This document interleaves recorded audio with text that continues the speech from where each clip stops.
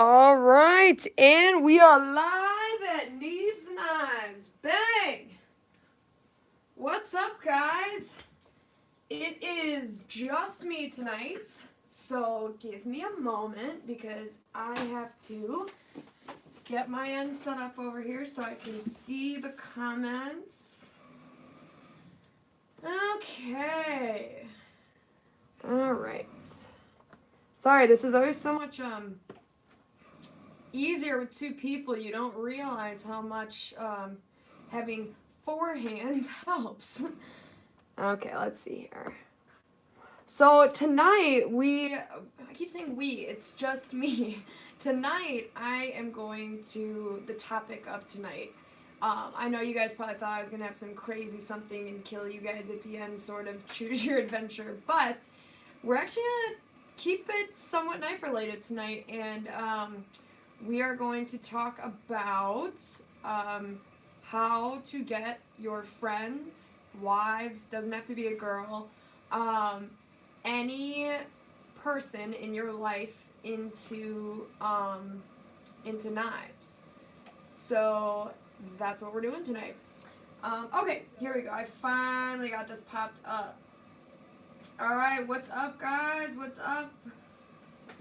Hello. Hi, guys. I'm a new dedicated watcher of your channel. That is awesome. It's always good to hear when we have new people joining the Douglas crew. Is that what we should call? You know how like people call their viewers something like a name? I feel like it should be something with Douglas. I don't know. Give me some good names, and maybe I'll pick a good one or something. So if it's just you, does that mean you get the comfy chair? There's no such thing as a comfy chair over here. Yeah, no, I already had the comfy chair. What's up? How do you say your name? Is it Renee Chavez? Is that what it is? I hope I'm right. I might be wrong, but I hope I'm right. What's up, Mark? What is up? Oh, we got 2 Marks? Okay. You need to become a Patreon? Well, you can always become a Patreon in the regular videos on our channel. There is a link all the way at the bottom of the description that can take you right there. Or you can just go to patreon.com and just type in Neeves Knives. You know, we do the monthly giveaways every month. We actually just did a drawing for 3 today. I'm not sure if he's posted the video yet or not. But yeah, we just did 3 Patreon giveaways today, so it was pretty cool. Neeves Nation. Huh. That's kind of a good one. The Bangsters. I don't think that sounds right. I don't know, but I do not think that sounds right.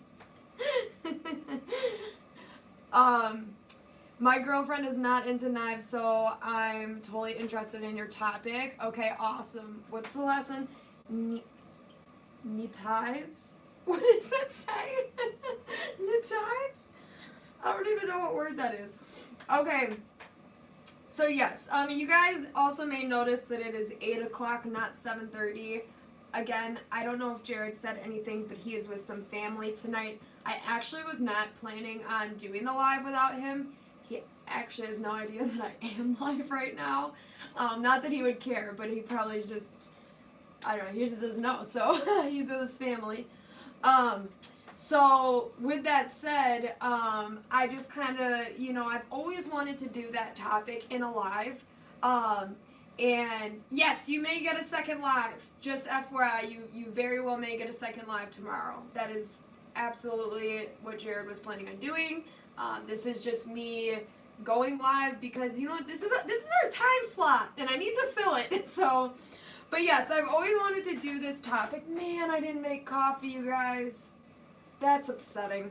Okay, so yeah, this is a topic I've always wanted to do on a live because I feel like being a female in the knife community, that is something that, like, I always get asked. Like, the number one thing is how, usually it's in reference to wives, but honestly, since I've gotten a lot of people you would never expect to get into knives, I feel like I have a decent knowledge on the topic. And I kind of want to sit here and make like a top 10 ways to get your, you know, friend or spouse into knives sort of thing. So I know I really want coffee. I do like Colombian coffee too. South American is my favorite coffee region. And Douglas can't do it. Do you literally see his hands? He barely has feet. His feet are just little, like just a little extension of his fat belly. They're not even feet. It's okay. It's okay. But yeah, so I can occupy the chat if you want to go make some coffee. Will you really do that for me? Because I legit really want to make coffee right now. Okay. Let's see here. Seems logical is going to occupy the chat. So I can make some coffee. I'm looking to see if there's a mug close by. My coffee maker is just right there. I'm staring at it, you guys. Okay. All right. I'm doing it. Seems logical. Don't let me down. I'm going to read all the comments when I come back. I'm doing it.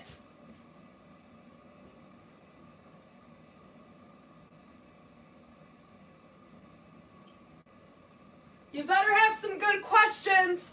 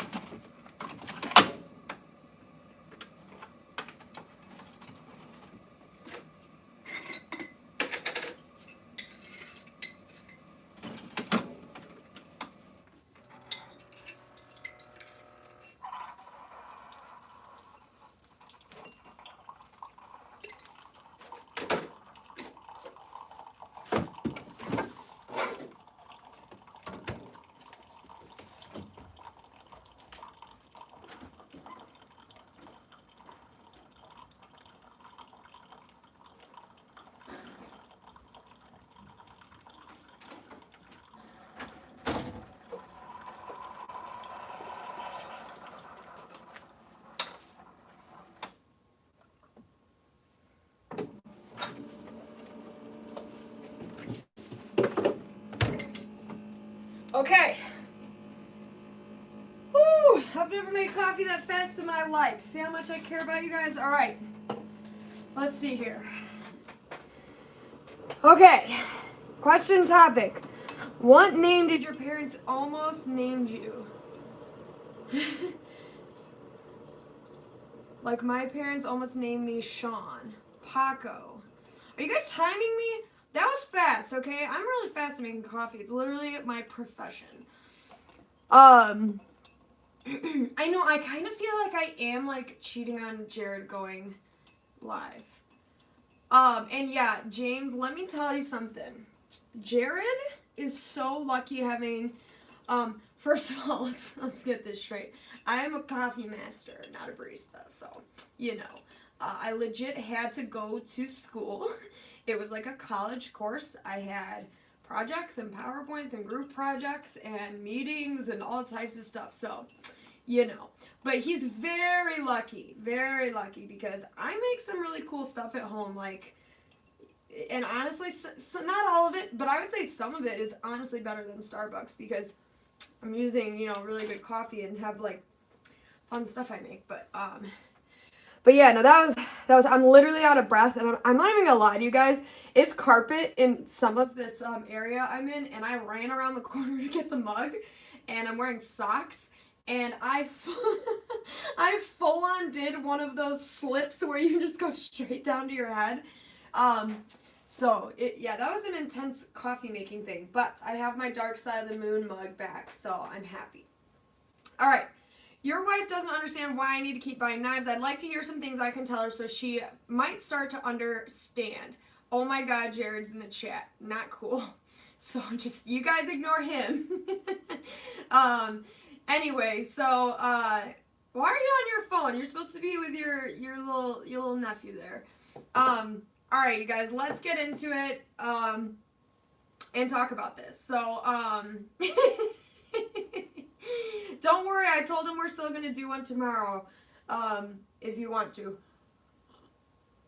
Alright, so some of the biggest things, well, first of all, there's kind of a difference in, there's sort of a big difference in getting someone into knives versus getting someone to understand why you are into knives. Okay? So, a good course of action to get someone to understand why you're into knives would be to get them into knives. But step one of getting somebody else into knives is to always remember that there are people out there who will never be into knives, and you have to know who those people are. Because if you don't, in your gut know, then you know, you're going to annoy them. So like if you start some propositions and, you know, trying to get them to carry this or do that, and they don't do it, and you can tell you're annoying them and stuff like that, like, it's better to back off, because at that point, you're just dealing with someone who's not into knives, right? It would be like, you know, someone trying to, like me trying to come get you to learn how to play the piano over and over and over, and like, you just don't care, you know what I mean? So, keeping that in mind is absolutely, step one. But, okay, Hollywood, you said I got my old lady into knives. See, that is, oh, I didn't even like my own video. That is, it just shows that it's possible, right? You know, like I always say with Jared, that he could tell, and I'm sure just because I can tell, I had that personality where, and I'm not saying you have to be more of a tomboy to be into knives. That's not the case, because the people I've gotten into knives absolutely are not. But I had that personality, you know, just already liking outdoor stuff, having an interest in weaponry, you know what I mean? Like, all that sort of stuff was there. But let's say, oh, me with knives, I got my sister into knives. Okay, see, that is really awesome. You know, there's a lot more people out there, and a lot more females, too, out there than I think people realize. So I'm going to kind of talk about some of, and these are females, but they're female friends of mine, who I have gotten into knives. Now, one of them, I got into knives. All the knives that she has are ones that I've provided her, given her. I think she has about 3. Okay? She's into knives in the way that she carries it every single day, but she's not into purchasing more, if that makes sense. So, she has found the usefulness for the knife, right? Which is usually the first step into getting to that point. But not everyone will. She has, hey Danny, what's up? Yeah, so she's gone into finding the usefulness of the knife. So, the step one for getting her there was me showing her all the things I use my knife for. We work at the same place. So I provided her lots of reasons to see why the knife was so useful. And then usually just by giving that person one, and they've already seen you do all these things, if you're in that type of environment with them, if it's someone you're close with and you see a lot, it kind of made it like a why not situation. Like, why not? Why wouldn't I use this? I have it. Okay, let's check the comments really quick here. What was your first knife? Mark Ridgewell says. My first knife, you know what? Yeah, when I was a younger, my brother had knives, so I would take those from him. But the first one that genuinely belonged to me was one of those old, really thin, like Texas toothpick kind of slip joints. Couldn't even tell you the brand of it. I'm sure it was probably Rough Rider or something. I don't even know. Something cheap. But what I would consider like my genuine first knife, like in my adult life, was, I still have it, although I don't know right where it is, but it was a pink assisted Smith & Wesson. Like, you can still buy them at Bass Pro Shop. Wait, me with knives, you said, I also got one of my female coworkers into them too. She was a challenge because she's left-handed. Yeah, I'm also left-handed, so what's up, Sharp Thinking? I'm also left-handed, so that in itself is a challenge, but, you know, the problem with left-handed people, as long as you have a flipper tab or thumb studs, is not opening it. It's closing the knife, which I got used to doing frame locks and liner locks really quickly. Most left-handed people already are used to having to do a lot of standard things backwards. Like, you know, back in the day, scissors used to be like molded for like the right hand. Now they're kind of all unisex. I know that's not the right word. Unihanded. So now you don't have to worry about that. But there's a lot of things like that. So left-handed people already know. We already know that most things we do, especially with like little mechanical things meant for right-handed people, we're going to be at a disadvantage. What's up, EDC Journeys? And what's up, Carbonite? I did see you there. Left-handed pencils. I feel like step one into getting someone into knives is disproving the knives are only weapons stigma. True. You know what? So that's a really good point. So back to my previous point, which was showing someone how useful a knife can be without shoving it down their throat, keep in mind. Like just explaining, wow, I love this. It makes this so easy. It makes that so easy. You know, that's obvious, I guess. Maybe not to everyone, but to me, like, you know, if somebody can find the use for something, then they're going to be more likely to want it, or if they have it, to carry it. But the disproving the whole knives are only weapons stigma, I think is an important first step if you know the person. So assuming that you care about this person enough that you want them to get into knives, you would know them enough to know if they fall on that spectrum of like, it's only a weapon, you know what I mean? Or that's dangerous, why do you need that? And if you're in that place, I will tell you that you have a lot more work to do with that person. Now, I want to take a moment and not think so much about maybe what I've done to get some people into knives, and maybe talk about some of the things Jared did with me, which are very similar to what now I've done with other people. So that pink Smith & Wesson that I just mentioned that he got me, you know, I didn't go straight into carrying it every day. The real reason, I'm gonna be honest with you, is because at work, there was never box cutters available. So I found this specific need for me where I was like, well, I'll just bring that little knife, like that'll work.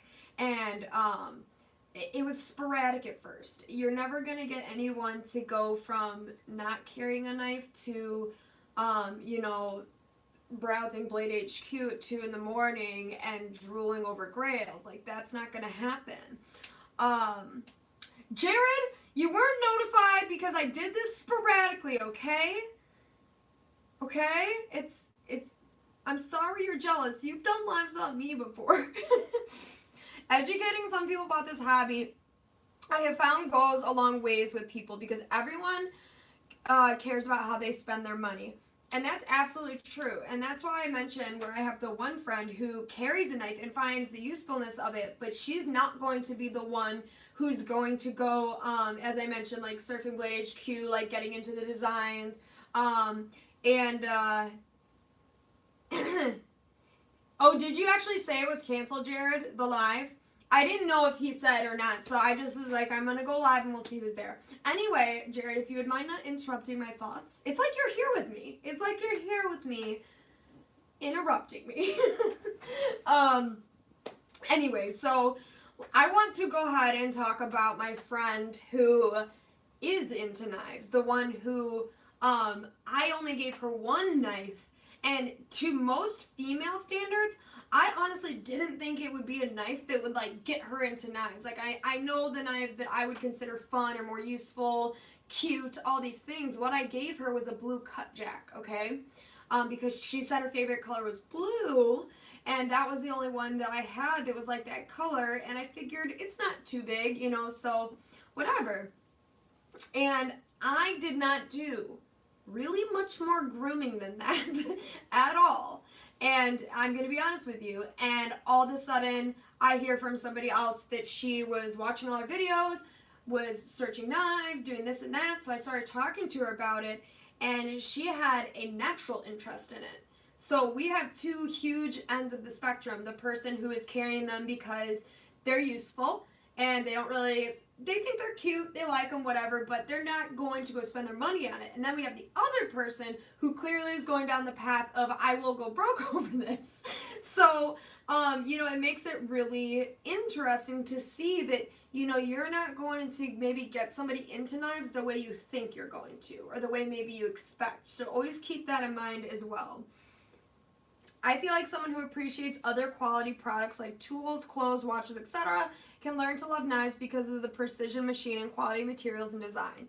Okay, Sergio, that's a fantastic point, because that is one of the biggest reasons. I feel like Jared actually is one of those people who is like that with things, where like he's gonna look at every single thing around him, and if it's handmade, even if it's like a piece of like wood or something, like he just really appreciates where everything came from, what it took to go into that item or object. And I'm not gonna lie to you, I never saw the world that way until I met Jared. And that's one of those things that and this is slightly off topic, but that's one of those things that like makes me really happy to have met him, because I would look at this Cryptilian, for instance, and I'd be like, okay, cool, knife. You know what I'm saying? Like, I might like the knife, I might use it, I might flick it, but I'm not sitting there thinking about, you know, I mean, this isn't a great example, you know, because it's just a Cryptilian, but, you know, if I had something more custom around here, which I'm sure I do, you get my point, okay? But now I am like that, and that's part of the reason what makes me like want a new knife is like, you know, anytime you hear like handmade or this or that, like it makes me love it. But of course, you know, it's not like I have the budget to go buy that stuff, but it doesn't mean I don't appreciate the hell out of it, and I love that. But I will say though, I think there's a big chunk of the world that's not like that. So though it's a good point if you already know that about somebody, I genuinely think that it's a hit or miss with that sort of tactic, like getting someone to appreciate it, unless you know they already appreciate other things that way. Because sometimes that's something that comes with time. I feel like that type of appreciation. What's up, 1 minute knife video? I love 1 minute knife video.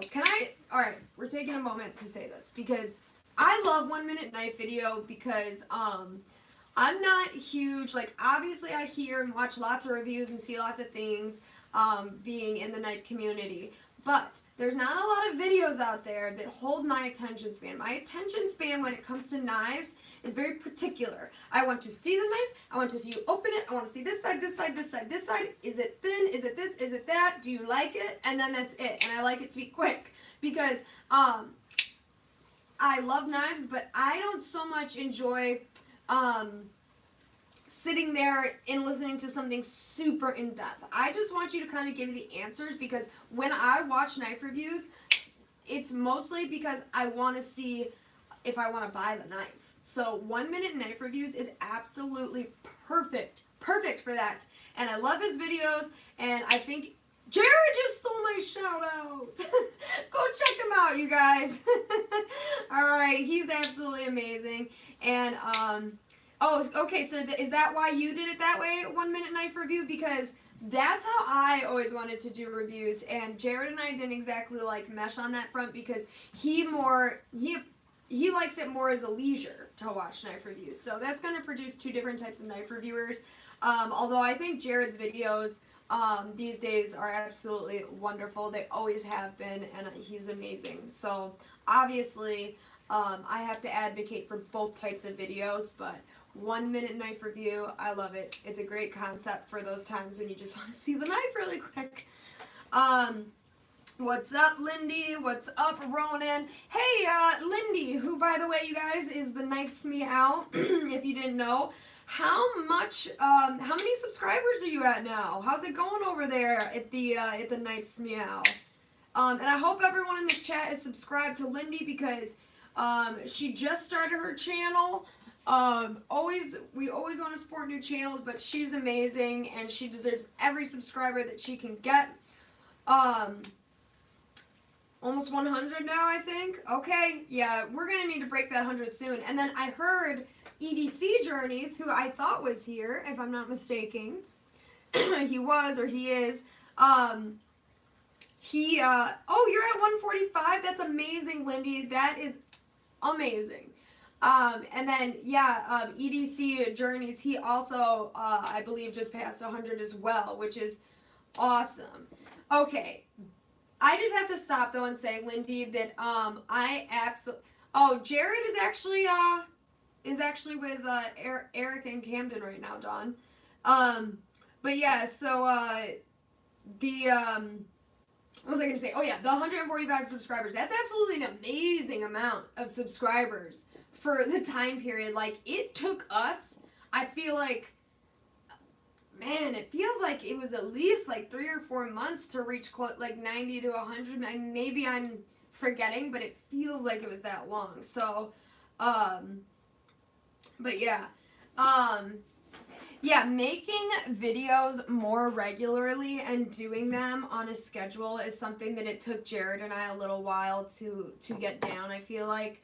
And now you guys know I think he's damn near surpassing Metal Complex in his frequency of posting videos, so good. I'm glad you guys are subscribing. So, Lindy, now I've gotten you some subscribers, so don't let them down, okay? Okay, thoughts on the Endura 4. So, I'm not a huge fan of the Endura, so I'm probably not a great person to ask that question to. It reminds me of like a too long version of the Delica, I guess.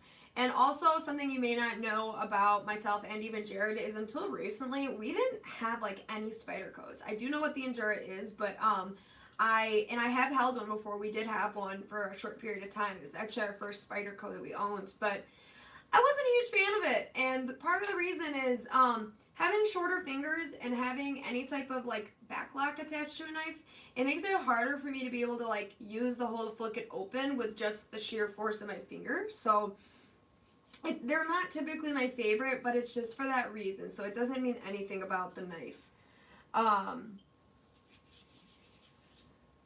Okay, yeah, videos every 2 days or so, I think is a good thing. I don't necessarily... Oh! Yo! Thank you, Natalie! Thank you so much. That's awesome. Yeah, I really appreciate that. It feels so weird doing a live alone, like it's quiet in here. So when I rang the bell, it's just kind of quiet in here. I really appreciate that, though. Thank you. But yeah, every 2 days or so, I think is totally appropriate. I don't think there's any reason to post multiple videos a day or a video every day. I think sometimes when you're starting out that can help because you do want to get your name out there. And I'm not going to lie, I think at the beginning that is a really good... Thank you, Ronan! Wow, thank you so much. You guys are so nice. I never know. I'm weird with saying thank you. Like, I'm so grateful for things. Oh my God, stop it! Oh my God, I always have to act out these stickers because I made a promise. Oh, it's a mirror. I don't have a mirror over here, guys. It's not fair. It's like a, I don't know. I can't do it. That's going to make a great screenshot. Okay. Douglas cannot be my mirror because he's an asshole. He won't cooperate. You guys are amazing. Thank you so much. That's really nice. It always makes me lose track of my thoughts when I get donations too, because it's just so like, I don't know. It's weird because I know you guys have donated before, but every single time it happens, it's like I don't expect it. So it always throws me off, and that's really cool. All right, so let's get back, just do a couple more points about getting people into knives, because I think so far everything I've told you really hasn't been a secret, I guess you could say. So, one of the other things that I did that maybe might not be so obvious to people, like might not be one of those things where it's like, oh, try this. One of those things coming from just a female perspective, especially if we're talking about getting a female into knives, is appealing to what they like. So getting someone into a knife is not about, it's not going to be the same routine every single time. with every single person. It's going to be different depending on the person, which I know that part's obvious. The not obvious part, especially when talking about females, especially ones who don't already understand knives and know, like, appreciate some of the mechanic parts to knives, is to appeal to their fashion sense, okay? And I don't mean to bring females down to a level of, like, oh, they only are going to like it because it's cute. But I'm sorry to say, even me being more on the tomboy spectrum, that's part of the reason. When I started buying knives and understanding why somebody might get into this as a hobby, that's the route it took. And I'm going to extrapolate on exactly how to do that in 1 second, because I want to reference a point that was made earlier about somebody saying they want their wife to understand why they love knives, why they're buying knives. If you genuinely are having an issue with a spouse over buying knives, 2 things. 1, if it is related to money and you're genuinely spending money over budget and, you know, hurting your family or hurting your relationship by spending more money than you know you should be, you know, that really can't be fixed unless you spend less money. But if we're dealing with somebody who's annoyed with you spending any money on your knife hobby, that's not healthy, because everyone should have something they love. Everyone should have a hobby. And it doesn't necessarily mean it has to be shared between both people, but there needs to be an understanding of it. Just like Jared doesn't get mad if I go spend 2 hours, you know, playing very loud classical songs on the piano. Some people might get annoyed by that, but he knows that's like my thing that I do.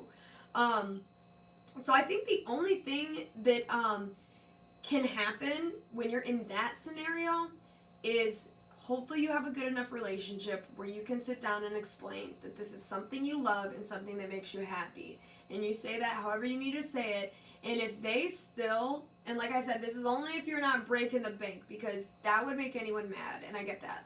But if you're spending a reasonable amount of money for your budget, even if it's a little over sometimes, because I get it, sometimes there's that knife, but if you do that and they're still upset, then I have to say that I personally would think that that relationship isn't that healthy, because anyone who is with you should be happy if something makes you happy, as long as you're doing it within reason. So that's really all I have to say about that end of it. Alright, let's see what you guys are saying. Except she's picky and I can't find any good pink knives. Best I found is some Spyderco's. Yeah, you can always get a Delica in like any color, but here's a thought. Have you ever thought of getting a good knife, so say titanium for instance, and just anodizing it? You could send it to Lindy Lou. She could do something really cool. As you can see right here on this Kaiser Fire Ant, there is, and I'll open it just because, there's a nice pink hue right in the middle. I could have did the entire thing that color. I just wanted the sunset ombre effect. I basically just put my amps up on my voltage box and pulled it out of the water just to get an ombre effect. This is a really, really simple process, and you could totally just do it yourself. Or just keep looking, because honestly I do see a lot of knives that you can get in pink. Wait, why not do a Benchmade? I don't know how much you're looking to spend, but on the Benchmade custom shop you can do Griptilians in pink, and those are actually really cool. And the Griptilian is a really good first knife. It may not be the cutest, but once you use that thing, man, it's fun.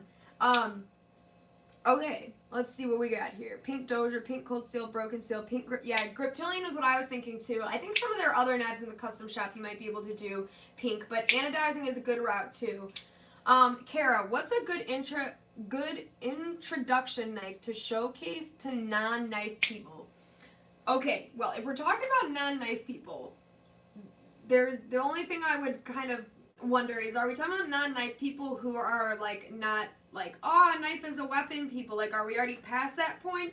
Because if we're already past that point, then I would say a great introduction knife to show to people is, I want to think of something specific, but before I do that, I would say something that's not too big right off the rip. Definitely not an auto. That just tends to scare non-knife people, no matter what they think. Man, I would honestly... Okay, we're assuming we're past that point. Okay, so then if we're past that point... The knife that I want to say, they don't make a lot of, so I'm not going to say it. Let's see. Are we talking about females? That's my other question, because just a group of people is very broad, and my answer would greatly change depending on what type of group we're talking about. So are we talking about females or males or just everybody? Because if we're talking about just everybody, then not just females, both genders. Okay, if we're talking about just everybody, then I would say a great introduction knife. I definitely would want it to be something somewhat flashy. Okay, this is the knife I keep wanting to say, but I know they do make more now, but they don't make this color, so it's a little different. But this Tuya Envy is really incredible, maybe to somebody who already can appreciate knives a little bit, for, you know, just its sheer action. Now, this is one that I feel like has to be touched to appreciate. So if we're just talking about pure introduction, then I honestly would say any knife, such as this Tucson that I believe we just gave away, so I'm going to be gentle with it. Any knife with lots of forms of deployment, I've noticed in my experience that those extra forms of deployment always like really open up people's eyes, and it shows the fidgetability, it shows a lot of things. And like this knife, for instance, you have flipper tab, you have spidey hole, you have thumb flick. You even, I believe you can even front flip it, although I'm not good at it on this knife, but I think you can. Something like that where you can show them like the flick, flick, flick and all that stuff. I think that always just, people open their eyes to it and they're like, wow, I didn't know a pocket knife could do all those things. Even when it's just a hole in the knife. You know, like a Griptilian, for instance. A Griptilian, despite what I may think about the pricing for it, it really truly is a good one. Same thing like with a PM2. Anything where you have multiple forms of deployment or a hole or something unique about it that people don't generally think with a pocket knife, I think that's a good intro knife to show people. Now, if we're talking about usability, then I would say anything, honestly, this Kaiser Fire Ant, it's smaller for someone who's new into knives, so they're not going to have like the big knife fear or whatever. And this blade shape is good for so many things. Same thing with the Beztech Goblin. That's a great, great knife.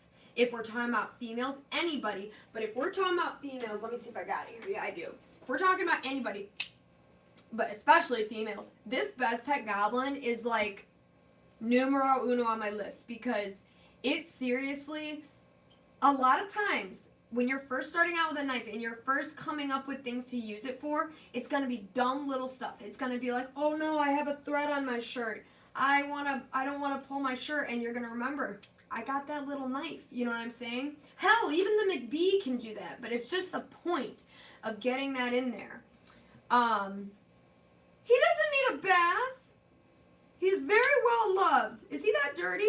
Are you talking about the blade? Could you see that from there? There's some tape on it. Yeah, you can see that from there. Even, oh yeah, he's dirty. Natalie has some shit to say. What does that mean? Why? Because she donated to me? Oh, the goblin's all fucked up.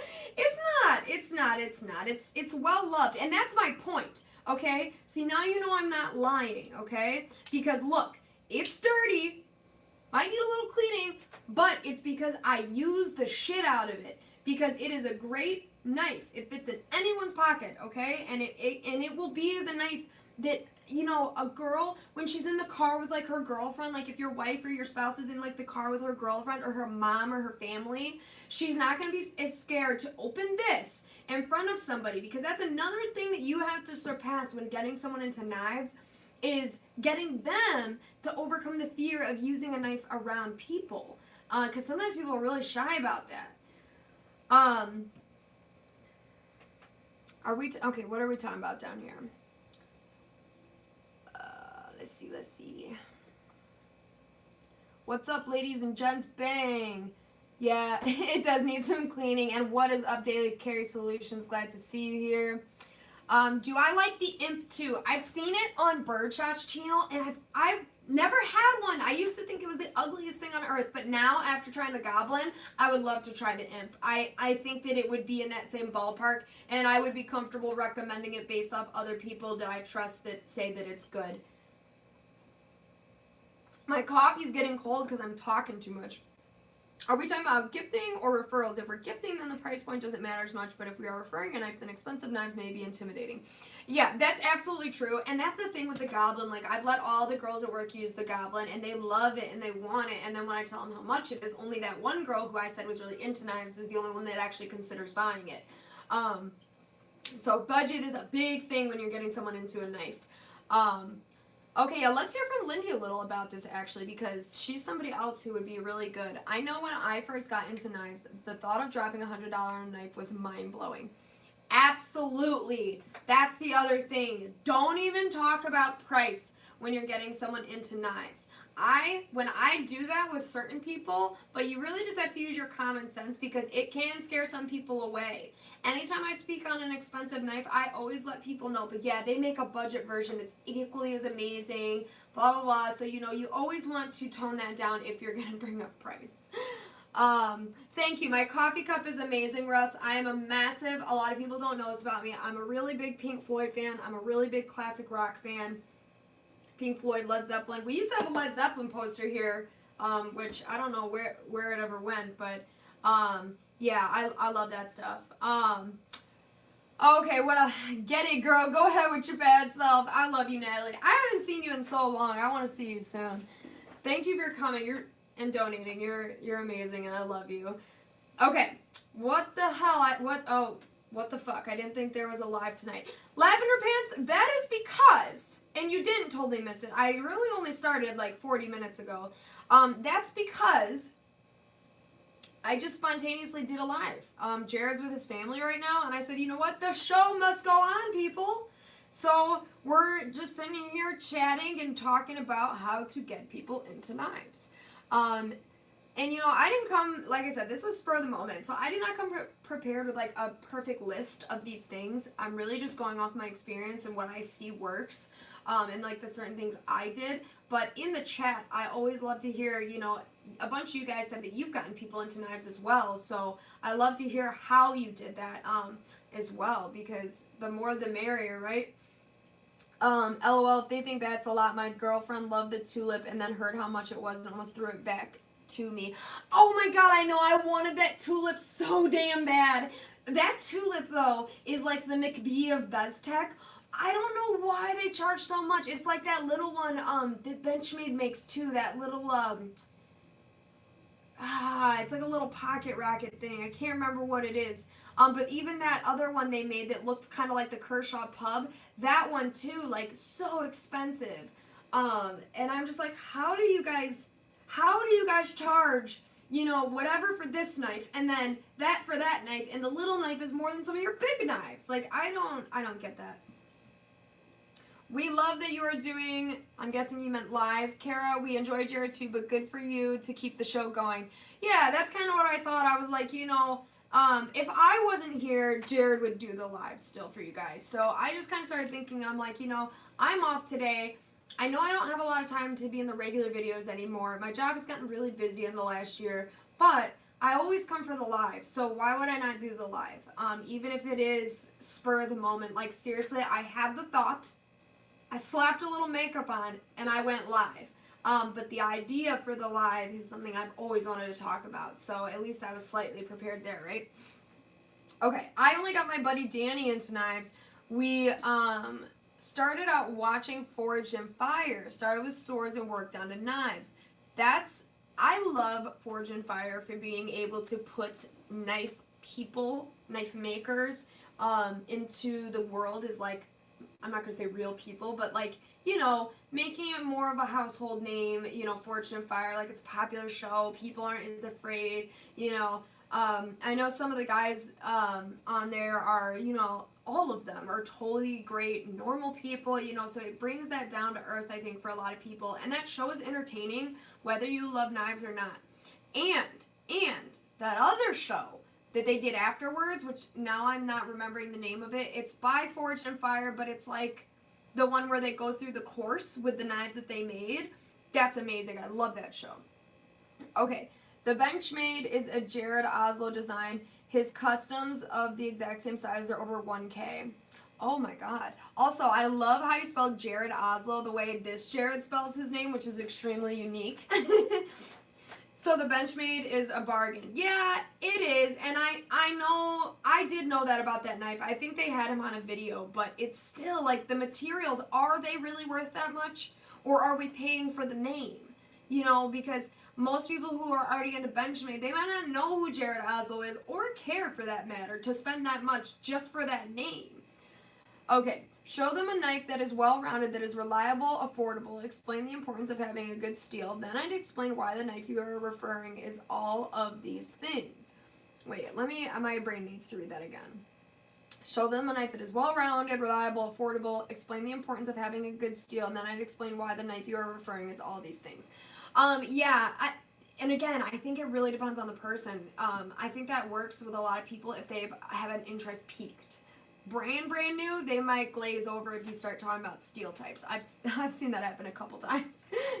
I think it's more detailed. The tooling has to be to make these smaller knives. Love the tulip, but damn, a lot of great knives are bigger and cheaper in my wish list. And that's from Daily Carry Solutions. Yeah, I definitely can agree with that.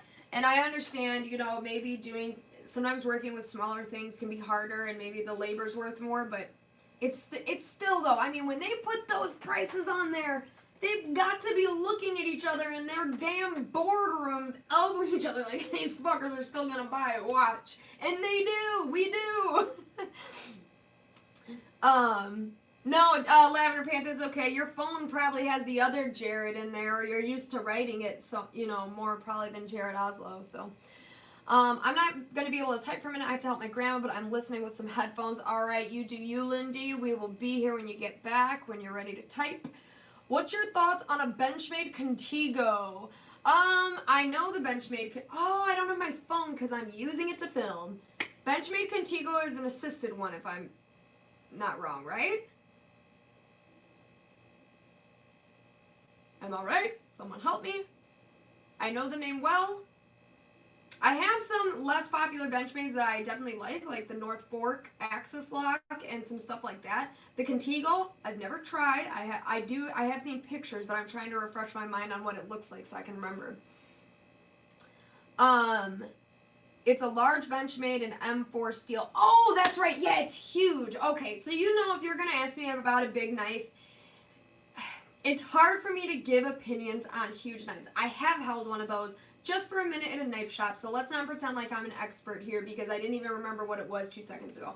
I do know what you're talking about. I held one at in a knife shop, and it was massive. It was massive. So, you know, if something isn't your size, you know, as I've said in, like, as a comparison, like, if you give me an extra large shirt and say, hey, how is that shirt? Do you like it? I'm going to have a really hard time giving you a review other than, well, it's big, you know, because I can't operate it the same. Take this, for instance. If you take a knife with a hole in it, right? And look how big it is compared to my hand, right? It's like all the way up to my pinky almost. If I give you a knife that same comparison to your hand, like the same, I'm like, my brain is not remembering the word, like the same, you know what I mean, like the same size compared to your hand, and you go to flick it with your middle finger, right? Your middle finger is not going to have as much leverage to flick open the hole unless you choke up, right? Because your finger's not as long.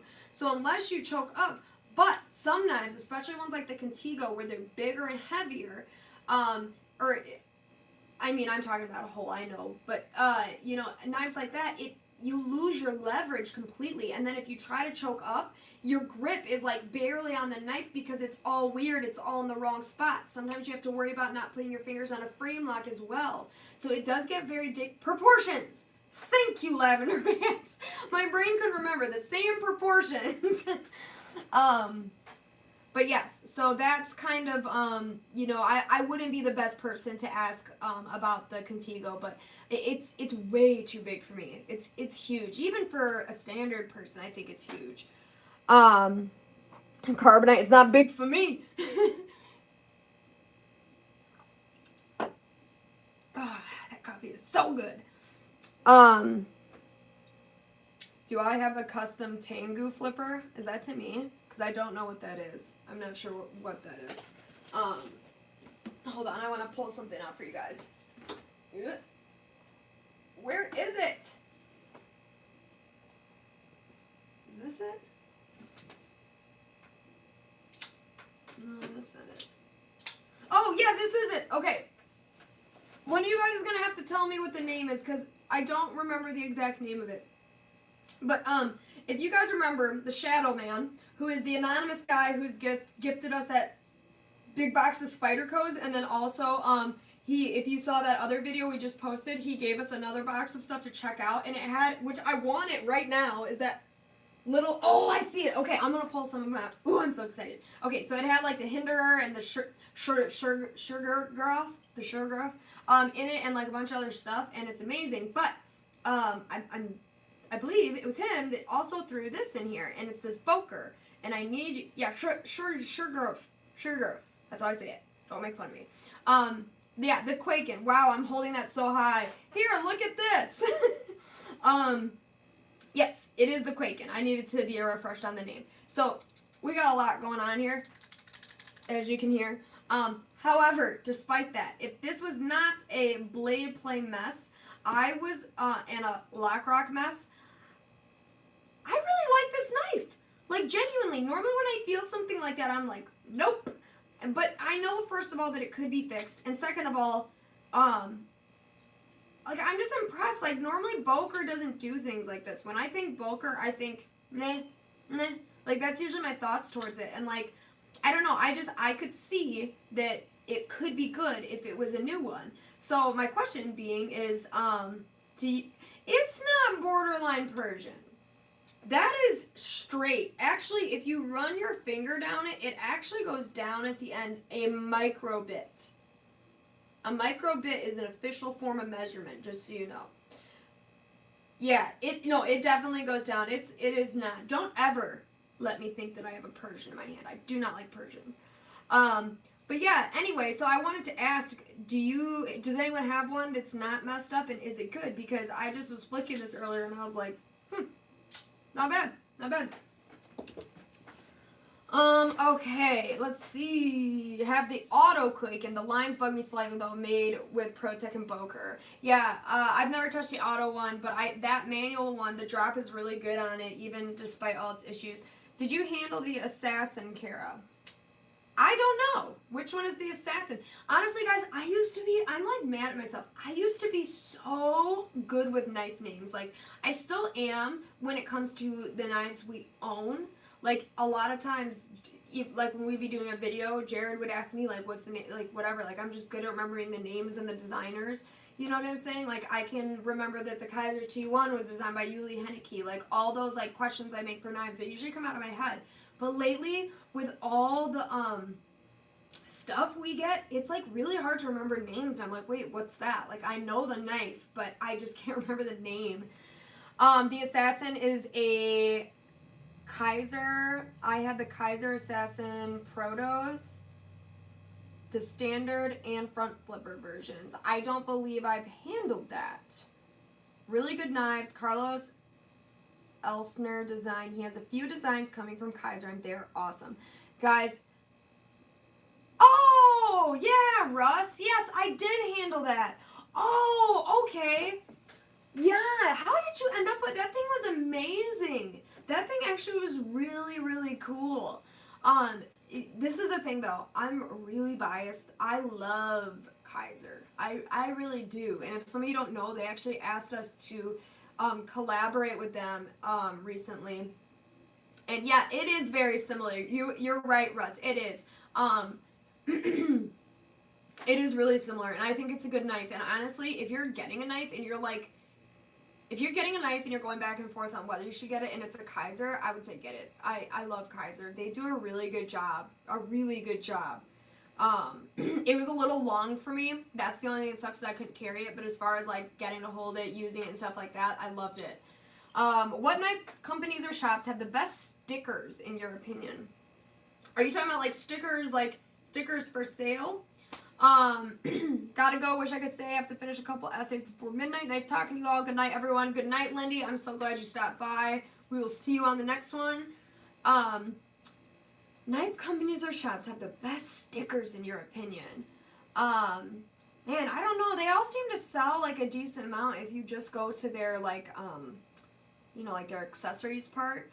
But I don't do a whole lot of sticker shopping, to be honest. I usually, if I get a sticker, it's from a channel directly. So unfortunately, I don't have a great answer for you on that one. The Kaiser Wilhelm, can I name the collaboration? No, I can't. I know what the Kaiser Wilhelm is, but I cannot name the collaboration. Okay, somebody just asked another question. Oh, what do you recommend for a first Kaiser? Oh my God.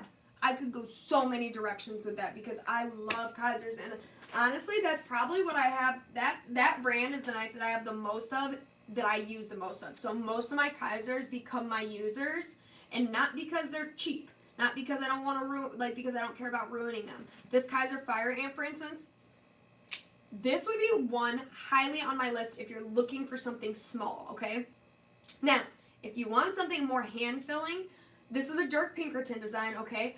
I would go with the older version, which it's not as pretty, I'll admit, but the Kaiser Rogue. It's basically this knife, but a bit longer on the blade front and a bit taller on the handle. And it's much more hand-feeling. You got to touch more on the back. Same exact blade shape. Absolutely fantastic. Both of them are thumb stud knives. This one is a much tighter action. Like, you can flick it out, as you see, but it's much of like this kind of action where it's going to stay. But it's very smooth. Okay, but yeah, I would say the Kaiser Fire Ant for a small one, or the Kaiser Rogue. Now that's my recommendations if you're going for a work knife. If you're going full on, just like awesome knife, good action, you know I'm going to recommend the Sheepdog of any size, titanium budget. I absolutely love that knife. It's a touch more novelty, not so much work knife, although I primarily use it as a work knife because its cleaver design is essentially like still a utility blade shape. It works the same. But yeah, definitely check out Fire Ant and Rogue. If you're going on the high-end spectrum, I would say Kaiser T1. Okay, sorry. I could recommend a lot of them. I really could. There's Vanguard Premium. Like, there's a lot of ways you could go with it, but those are some of my absolute favorites. Okay, let's see here. I love you guys. Good stuff. I love your guys' work. Good stuff. Thanks, Charles. We really appreciate that. Okay, Daily Carry Solutions for First Kaiser says T1, Guru, Gemini, Feist, Rogue. So many good ones. Yeah, that's like damn near my list had I kept going. The T1 is honestly close to being like the perfect like EDC. It's a good size. It's a size almost anyone can use. It's palm filling, but it's not too big, not too long. Good blade shape. Could be a work knife.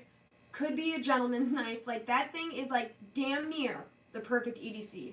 And the Rogue, absolutely ridiculous value. They also started making it with a better clip than they used to as well, which we have on ours. I don't actually know where ours is. I don't think I have it right here. That one I do have anodized, but man, if you're just looking for a user, go with the Rogue. Definitely. And then if you're looking to get into modding anodizing, Kaiser T1 is a great platform to start anodizing with. I believe Lavender Pants actually got one for that exact reason, because he was the first one that let us experience it. Is it ruining a knife because you used it really a thing? Yeah, see, I don't think like that. And I know you don't either, Breeze, just because I know how you, like, I know your family and how you guys use a lot of tools. You grew up in that environment, construction workers, things like that. So you don't view it that way. Neither do I. But people do. And that's where I get that mindset from, is like, because I guess this is the difference. Tools can be really expensive. You know, you can, you know, buy, you know, a Stihl chainsaw, and it's going to be a lot of money, but it's also a big piece of equipment that's particularly machined for your use. Now, when you get into collecting knives, you get into some of these beautiful ones where, and you spend a lot of money on this, you know, smaller piece of equipment compared to, you know, any other tool you're buying, you know what I'm saying, like a Dremel or, you know, a really nice drill or anything like that, and you might think, ooh, I don't want to scratch that titanium. I don't think that way. I think this is the only knife Jared doesn't use that much just because it's sentimental, but he has a lot. And I saw that donation! Ba-bang! Mark H., thanks for your recommendations. I'm ordering it today, but I have to go and watch Holly Holmes fight, hoping she wins. I did not know there was a fight tonight. We usually watch fights very delayed because, well, Lindy told us how to watch them for free, so maybe we should do that, but I was going to say because we don't want to pay for them. Thank you. Okay, I'm gonna have a hard time with this name. Please forgive me. Janik Kaminsky? Was that correct? Thank you so much. Really, really appreciate it. You guys are absolutely amazing. You're making me feel really good because I didn't know how much anyone would care if it was just me here. So, you guys are awesome. There's 55 of you here right now. That makes me feel really good. Yeah, Kaminsky, isn't that also a sports player of some type, if I'm not mistaken? 1 minute night video. If I'm not using it, I tend to feel I should probably trade it, but then again, I don't own any really, really high-end stuff. Yeah, the only really high-end stuff that we've ever had in this house doesn't belong to us except for a couple of gifts, which actually, so I lied. There is one knife in this house that I have never used. One knife I've never used. And that, my friends, it's not going to be here, is it? Because I'm unprepared. Excuse me while oh yeah, it is right here. I know you guys have seen it before, but every time I bring it up, I have to show it. This is the one knife I've never used, okay? The video is on our channel from quite a while ago, and it is, I'm going to show it for the guys who've never seen it yet on our channel. This is a Microtech SOCOM Elite Mini, which, and the auto version. They do make a manual as well. I've gotten to check out both. Now, they don't make these anymore, and this particular one comes from 1999, and it's absolutely amazing. This was a gift from Scott Big Bore Williams. He does have a channel, Big Bore Knives and Gear is what his name is now, sorry. And okay, so some of you guys may have heard of another channel, or I think he's mostly just Instagram, but Acuminous Edge, and he let us check out the big ones and the little ones, and we did this video checking out 2 mini SOCOMs, and I lost my shit because they were absolutely amazing. Like, I fell in love with it. Like, literally there's a part of the video where it pauses, and I'm just like in love with the damn thing. And literally like a couple weeks later, we get this package, and he's telling Jared, like, you guys have to open it on camera, blah, blah, blah. And there was this super nice letter, all this stuff on it, and he gave this literally to me for that reason, to keep. And, like, he did all this trading and stuff to get it, and, man, like, it literally made me, like, tear up. Like, it was so nice. But, yeah, I've never used this knife. And it's not because I'm afraid to. It's honestly just because they don't make them anymore. So to me, this is a collectible. This is knife memorabilia. I wouldn't mind cutting paper and stuff like that. But this is something that's, like, special to me. And it's not something, like, there's a difference here. This is, like, essentially vintage. Or when does it, there's a difference between saying vintage and antique. I think this is vintage. It's not an antique. That would be much older. But yeah. Super, super knife. Yeah, it's like knife history in my hands, exactly. No, that was so cool. Like, I can't believe he did that. I love you guys. Since Neeve isn't around, let's see some thong action. Well, little do you know, he was already very jealously in the comments because I'm doing this without him. But, Neeves is always watching. By the way, I want to clear something up right now. Okay, guys? We are Neeves Knives. Our last name is Neeve with no S at the end. We get a lot of people who think that our name is Neeves, like Mr. and Mrs. Neeves. And I know that's our fault because the way our channel name is. We do try to put apostrophes, but it looks ugly, to be honest with you. Like, when you're, like, putting your name on something, like, we even have a sign up here that says it, and, like, I could have put the apostrophe, but it just looks kind of bad. But, yeah, our last name is actually Neeve with no S. Because then, if it did have an S, we would have to be Neeves' Knives, and that would suck. So I'm really glad it's not Neeves. Daily Carry Solutions. My video on the Mallory and Civivi Proto will be live tomorrow at 9 a.m. Ooh, that sounds interesting. I don't believe I've seen that knife.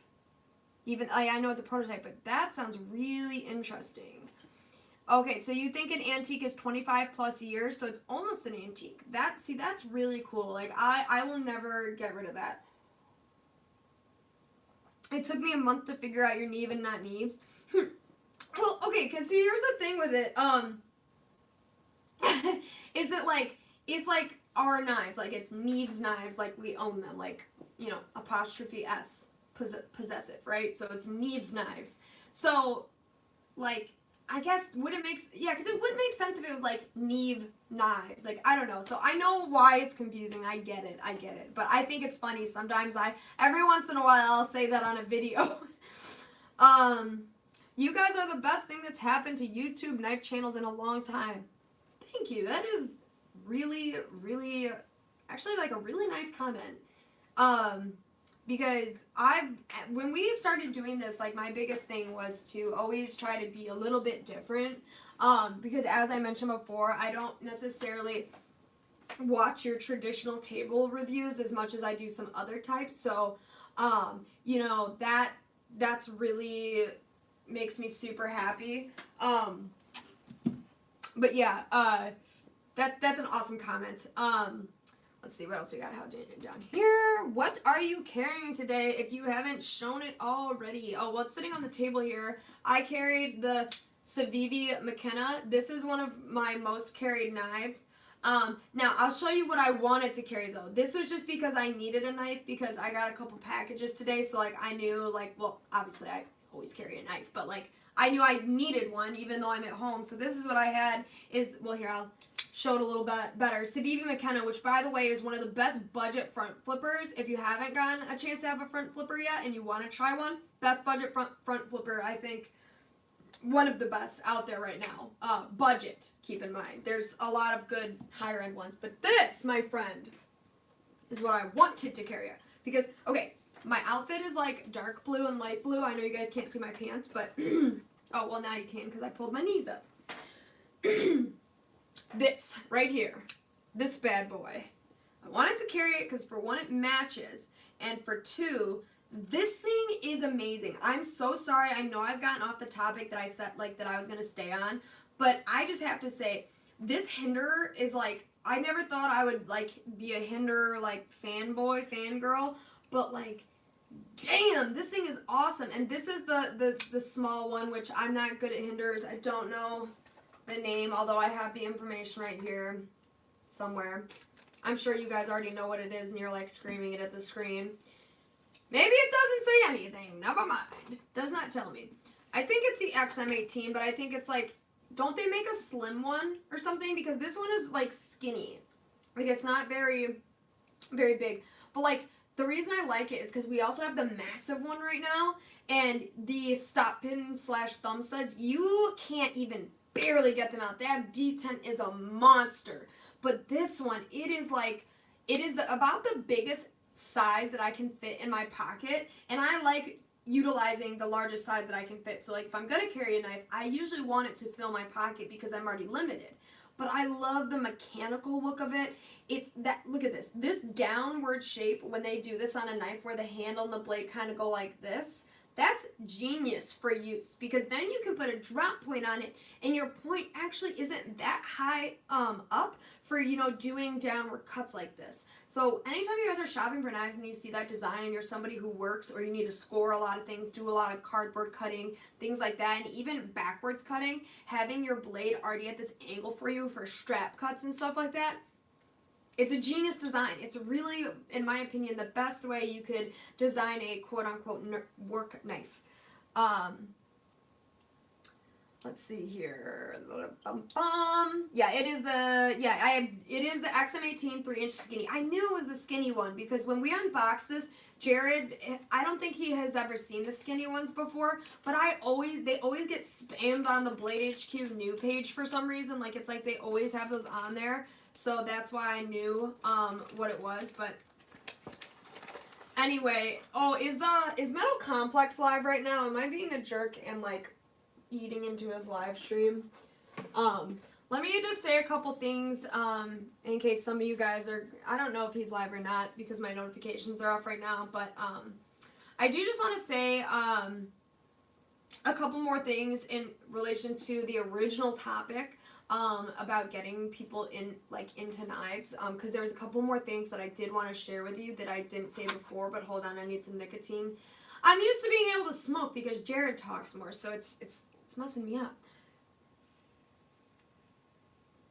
On the outside of the box, it gives the information on the hinder. I'm a dumb butt. Why didn't I look there? Normally with like these like fancy knives, there's always like a card in there that says all the info, so I'm like not even used to looking at the box. Okay. It says Hinder 3-inch XM18 Swedge Spear M390 blue and black, but it doesn't say skinny. So does that mean it's not skinny? Is there an even skinnier one? Is there? That would be interesting. Yeah,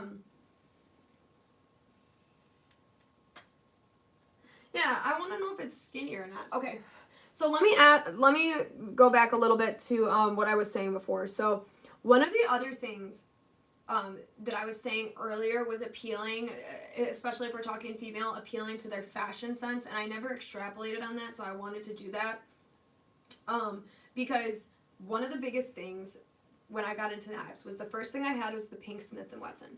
The next knife I actually had that I loved, and actually I don't even know how the hell I was fitting it in my pocket, but it was the Rake P801. Which, if you don't know, because I don't have it anymore, we gave it away. It's all stainless steel. It's relatively long, maybe like a 4-inch handle. Oh, man, yeah, that thing has got to be at least 8 inches total. So it's pretty long, but it's all stainless steel, and it has blue thumb studs, and I believe a blue clip, and I can't remember if the pivot collar is blue or not, but a couple royal blue touches to it. And I thought that it was, that wasn't something that actually, like, I thought it was beautiful, right? But it was also my first manual knife, okay? So one of the things you can do is if you can get someone to find the usefulness of the knife and get them to just start carrying one. I don't care if it's a piece of shit. If you can get them to start carrying it, that's like step one. Show them the usefulness, throw it in their bag, just say, I want you to carry this, whatever. Give them a knife, right? If you give a knife as a gift, it kind of makes people feel obligated to use it, and that's another huge way, you know, to get them to use it. That's one of the big ways I got one of my my like co-managers to carry one, is because it was a gift, and she felt like she had to because it was a gift, but then she actually started carrying it. Months later, when it didn't matter anymore, I see it still in her pocket. But so okay, let's say step one, you got that part down. Step two, to get them into knives. Like if you want to get someone in a knife hobby, that's very different than getting someone to just carry a knife. So getting them into the hobby would be to appeal to their fashion sense first. And even the fidgetability. Most humans enjoy fidgeting, like, look how much I've been talking with my damn hands. You know what I'm saying? Like, people enjoy that. You see Jared on here, flick, flick, flick, flick, flick. Like, people like to fidget. So fashion sense and fidgetability are two cool things. That's why before, when I was asked, like, what would be a good first knife to show, would be something with a lot of deployment methods, because I feel like it makes people want to try. They want to conquer it. They want to feel how that feels. And if they already have the, if they're already used to carrying it, then now they want to carry a cooler one and a cooler one. And then a lot of times when you're dealing with females, the smaller knives, when they realize they can get them into their pockets, just like the sheepdog, for instance, it's amazing. And then, like, I was showing this particular one to somebody who's starting to get into knives, and I showed her how you can, let's see, I'm not going to be able to do it here, but see that? You can middle it. You can middle finger flick it, even with no hole. And when I did that, she was like, whoa! And she wants to try. You know what I'm saying? And it's just about appealing to, you know, the stuff they like. Because you guys can't lie. A big part of what attracts you to a knife at first is the way it looks. Whether that look is the blade shape, the color, the material. It starts with the look, and then it ends with the functionality and everything else when you actually look into the specs. So one of the big things you can do is, like, when I bring knives around someone who I want to show the hobby with, every time I'll carry a different knife when I know I'm around them, and I'll be like, hey, look at this one. And I'll show how happy I am about it. Most people are going to enjoy and take a moment to look at something if they see how happy it makes you.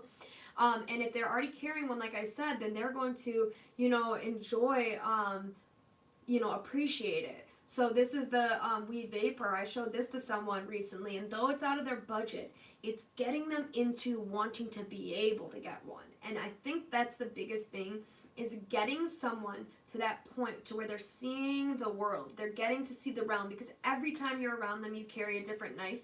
And this isn't really so much, I guess, for spouse, because they already see all the knives you have. Like I said earlier, that's kind of a different conversation you need to have.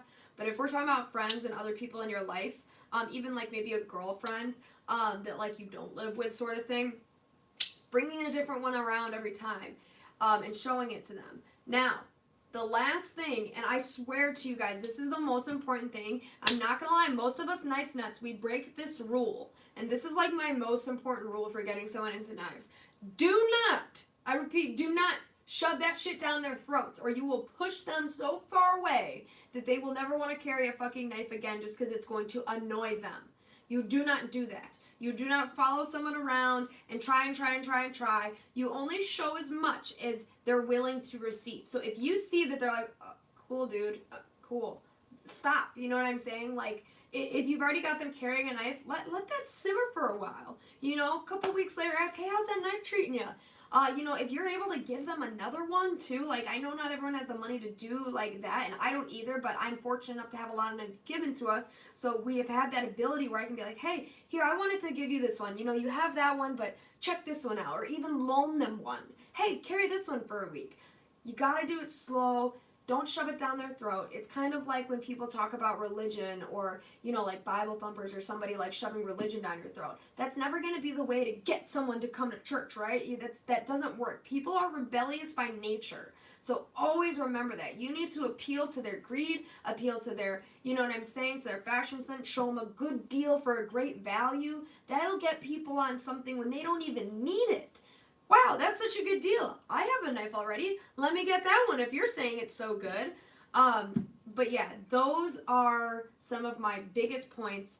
And I think that, again, it always depends on the person. But if you're able to implement some of these things and remember not to shove it down people's throats, just because you're excited about it does not mean they are. So, and real quick, and I'll get back to the comments, I'll wrap up my little spiel here, but when I said that I moved on to the P801 before, and it was such a big knife, and it maybe wasn't the prettiest, it was my first manual knife, and I thought that was really cool that, like, I could open it easily, and I could do it. And the thing is that little bit of success I had, like, hey, I can do this, that's awesome. I loved how big it was, you know, I thought it was cool. I started taking pictures. I got really into knife photography, so much so to the point that some companies actually gave me knives to do it. And I need to get back to that, because I was getting damn good at that. Knife photography, but I found a way for knives to be special to me, taking pictures of it, doing stuff like that. So if you know someone has another hobby where knives can be implemented, that's another great way to kind of sneak it in there, you know what I'm saying? But just never push the issue. You know, it could take a long time for someone to gain an interest in something, and if they know that you're trying really hard to get them to, it may not work. In some situations, it may get them to carry one for you, like if they're like your spouse or something, like fine, I will, like if you want me to, but finding a way to make that knife be interesting for them as a person, knowing what they're interested in, how a knife could be implemented into that. For instance, another example, let's say like your wife or your girlfriend or a friend, even a male, doesn't matter, is a person who's really big into doing like art, right? You could give them or show them like a more utility style knife like the Kaiser Fire Ant, as I mentioned before, and show them how easy it is to score with this instead of using like one of those little like paper cutter things. I don't know how many of you guys are into art, but there's these things that look like a paintbrush, but at the end it's like a tiny little razor used for cutting paper. But these work so much better, I promise that. You know, so doing that is an absolutely great way to get someone into knives, is finding a way for a knife to be unique to something they already love. So yeah, that's some of my really good ways. I have like a million more that we could talk about, but I want to read some of these comments because I'm here for y'all. That's kind of why I want white scales to catch on. You can customize them. Customizing knives is a trend that's catching on a whole lot. I totally agree. Customizing your knives is amazing. That also is one of the biggest things. After the P801, I was into big titanium knives. I wanted to go for the most expensive because I'm just an extreme person. But like, then when I realized, oh shit, you can mod these things. Like, we do stone washing, acid etching. Like, I know it might be hard to see, but Well, no, it's not. You can see the sheepdog blade is all acid etched out. We did this with nail polish. Like, we have all the setup for anodizing and all that stuff. All right, let's see. You need to have your own knife channel because you are very knowledgeable about knives. Not to mention the fact that you are hot. Every knife guy's dream girl. Smoke them if you got them. Hell yeah, beach. All right. Just buy them a decent budget knife that's fun to play with. Absolutely. As I was saying before, appeal to their fidget ability. Most humans like fidgeting, and if they have a usefulness, because like fidget spinners, and don't be offended, I'm sorry if I offend you if you use them, but they have no use but to fidget. Cool. But a knife has a fidget ability and a usability, so it kind of makes it a little bit better, in my opinion, for that. All good points, Kara. Thanks so much. I don't think that will happen. Jared and Kara are a 2-for-1 deal. Yeah, no, I won't ever have my own knife channel. I'm just going to tell you that right now. We do this together. I have thought about doing my own thing in regards to internet stuff like this. But it would be in relation to coffee, not knives, because the thing is that to have the drive that you see Jared having, doing all these videos and putting in that amount of work, is something that you got to be like in on. And trust me, you guys know, you see how much I know about knives. Clearly I like them, but it's not my top passion, okay? I'm a classical piano player, and I love coffee, and I love knives. Those are like my things. That's my stuff that makes me unique.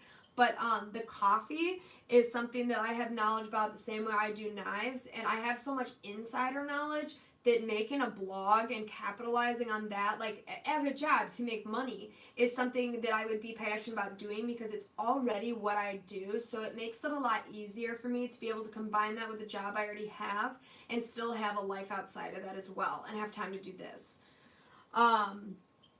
Okay, let's see. Getting someone to carry a knife is a... Why did I just blank out? Getting someone to carry a knife is fairly easy. Someone to carry a flashlight, good luck. Okay, getting someone to carry a I disagree with you, me with knives, and I'm going to fuck you up right now. Here's why. Here's why. Because all you got to do to get someone to carry a flashlight is introduce them to those little mini O-lights, the rechargeable ones, okay, because everyone likes rechargeable over battery. It's better. Also, that little mini O-light, here, I'm going to go grab it so I can show you guys. Hold on. Seems logical. Hold it down, buddy. I'll be back.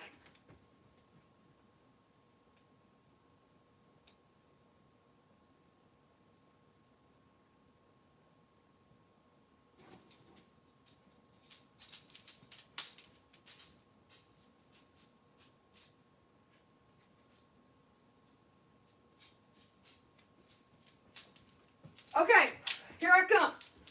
Alright, so getting someone to carry a flashlight honestly isn't that hard, and here's why. There's this little mini O-light.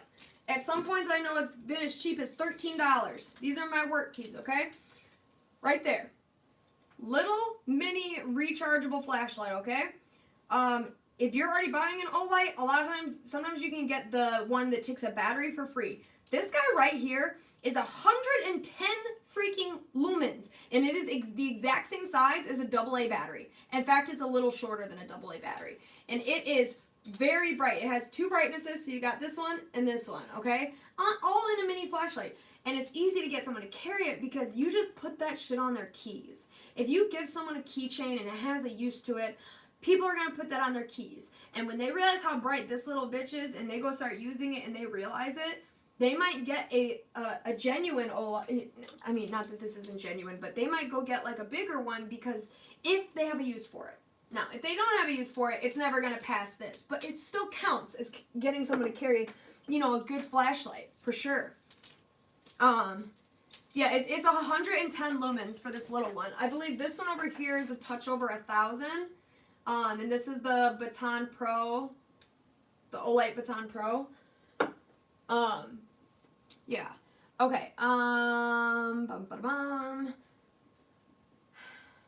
First reply is always, I use my phone. Yeah, no, I know that, like, to convince somebody to go get it on their own, I agree with you there. That's not easy. But if you just gave somebody one of these things, they would put it on their keys. Especially if you just put it on there for them. They're going to carry it. And I'm sorry, like, obviously they don't realize this, but those phone lights, they're not bad in close quarters. But I've experienced this, like, at work. Hence why these are my work keys. I have a flashlight on them. Is because A lot of times, you know, I need to fix like a pipe or, you know, a lot of stuff at work.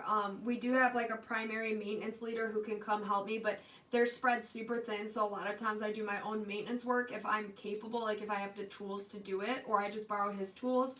But a lot of times I need to look under counters, be able to see wiring, stuff like that. And or like the plumbing down in a drain. Like a lot of times we have plumbing issues, water pressure issues, water filtration systems, stuff like that I need a damn flashlight for. And the phone, the shape of it, sometimes you can't fit it in the way you need it to because it's a damn brick.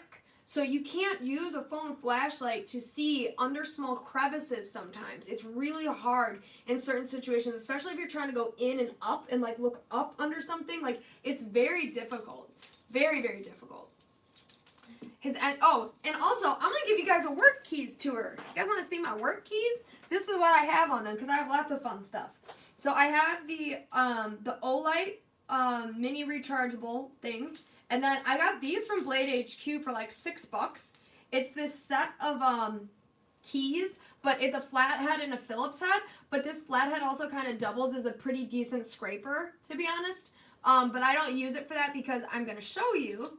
I have my Kershaw K scraper, pry bar thingy. It also has like the bottle opener, which I don't know why I need a bottle opener on my tool. I wish they would have like used that for something else. Like I would have loved to have like the little Allen wrench hole or something like that to like put the bits in. And then, you know, I have the, sorry, I'm showing you guys the wrong damn side. Here's the pry bar. Yeah, it's not like a super crazy, like it doesn't have a million uses, and I have some nicer ones, but I honestly don't want the nicer ones on my work keys, just because like I'd rather have them like on better keys. And then down here, these are just keys used for work, and this right here, I put my own custom lanyard on it. This is actually a key to open up paper towel holders. Like literally you can't change the paper towels, like those big plastic things that hold paper towels without a key. So that's what that one is. All right, let's see the comments here. Make a classical piano channel. Yeah, I don't think I could like do a whole channel on piano. I think I'd be better with the coffee stuff, but I do want to start posting a couple more like piano things on Instagram just because it's something unique and cool, and you know, I think every once in a while people like to hear it. So it's a good place, you know. I sit here and I practice these ridiculously hard songs for a long time to be able to have them memorized and everything, and I have nothing to do with it. Like I mean, I get 100% satisfaction, but I teach lessons to little kids and stuff, but I don't actually perform anything anymore like I used to. So it's like I have nothing to do with it. So sometimes you might see those on our Instagram just for the hell of it. Are you a plumber? No, I'm not a plumber. I know a decent bit about the way that like copper plumbing is set up, but I couldn't really fix it or do anything like that. I can do you know, very minimal things like replace PVC, put C-clamps on it, you know, so it's on the wall, right, to make sure, you know, your water pressure is running accurately. I have to deal with a lot of more like hose plumbing. It's not like, it's like hoses that go into PVC and stuff like that, so very minimal fixes. Sometimes I actually have to clean the PVC, especially when like the pipes are connected to something that drips water, you know, you get mildew buildup and stuff like that. So that's pretty much the extent of it. Or like fixing out like a wire that's been shorted out, like just splicing a wire and putting like a new, what the hell is that called? Like a new plug on it. See, I don't know words, but I know how to do it. Phone as a flashlight is terrible. I absolutely agree. Allen keys. I realize your pockets are very deep, but do you like them suspension clips for keys or EDC gear? You will have to explain to me exactly what you mean by suspension clip. I don't like deep carry clips, I can tell you that much, because they put the items further into my pocket, so it actually messes me up. But explain to me what you mean, and I can answer you. I'm not sure what that is. Seems logical. So you and Jared don't go to the bar often enough to pop bottles with that K tool? No. Yeah, we're not big like bar people, stuff like that. Like, I'm gonna be honest with you guys, we spend so much time just working and then just like being with each other, which is really good enough. Like, you know, we've had that time in our life. Like we were crazy, both before we met each other and when we met each other. We put in our years of crazy shit. So no, I don't really need the bottle opener anymore. It's very, very rare that I ever drink, and not for me anymore. Okay, yeah, the K is for Kara. That's why I love that K tool. It's not for Kershaw, it's for Kara. You know more about plumbing than I do, Kara. That's really just from Jared, to be honest with you. Like, I just kind of learned a lot through him. And I don't know a lot. I really don't. Like, the stuff that I'm talking about is super basic, and a lot of it, I'm gonna say, like, I get my confidence about that stuff from Jared, but I didn't necessarily know what I was doing until I did it, sort of thing. But it was a lot of common sense fixes, so. And usually the fixes I do, it's the same ones over and over and over again, like things that continuously have issues. Yeah, when you work at a restaurant, you quickly become a handyman. And I hope you guys don't mind, like right now I'm just chatting here. It's already past 9:30. I mean, I know I started late, but I just kind of want to hang out now. So we'll do that for a little bit, and I'll go after that. But yeah, when you work in a restaurant, you guys wouldn't believe, especially managing one, oh my god, like it is problem after problem after problem. Especially in the environment I'm in, you have to think we have a lot of electrical, a lot of plumbing, but a lot of electrical, that's how the stuff has to work, and a lot of moisture and liquid, which sucks. I can't tell you, I have had to put like breakers on every single like blender and thing I have because stuff gets in the outlets and it actually will, you know, mess up the cord. Like it'll completely fry it. And so I've had to put breaker, you know, like the big things with the breaker switch on them, or like on the outlet. Like that's code. You have to have it on the outlet, and thank God we did, because all my stuff would have been messed up because it's wet. Like people spill drinks, stuff spills. Like it's constant. It's constant. All right, the Great Wallaby, you have a good night. Okay, yeah, that's exactly what it is. It's just a deep carry clip. Okay, I never heard the term suspension clip for that. Or maybe I have, but I just didn't put it together. So I do not like deep carry clips. I've explained this maybe a couple other times before, but it needs to be said because people do not realize this. And I should have said this before, talking about, like, especially getting females into knives. Do not buy, if it's already on the larger end, a knife with a deep carry clip. And I'm going to explain why. The reason why, if I could find a knife with a deep carry clip, that would be great. Watch, there's not going to be one in my entire vicinity that has a deep carry clip. Cool. Cool. I don't think I have one. Literally don't have one. Wait, the 940. Ha! Yes! Okay. So, the reason I don't like deep carry clips is because, okay, so look. I don't have a pocket, so I just gotta show you this. If this is my pocket, right, and it only goes to here, okay, and I can fit the sheepdog in that space, okay, with its, you know, regular clip. All right, now, I'm sorry, let's say it like this. Let's say it like this. Excuse me. So if this is my pocket space, right, and this fits in it, with the knife sticking a little bit out, okay, a little bit out. If you add a deep carry clip to it, now the knife has to sit lower. And it takes up more of my pocket space than I already had. Except for now, it doesn't sit tightly on the clip. Like now my fabric isn't flush in the clip because the deep carry clip, it still has to sit where it sits. So for me, it doesn't work simply because anytime I see a deep carry clip, that knife actually takes up more space. So for me, having some of the knives stick out but still have my fabric flush in the clip helps me be able to have a bigger knife. So for me, I'm not a deep carry clip fan. All right, Chaz, you have a good night. Thank you for stopping by.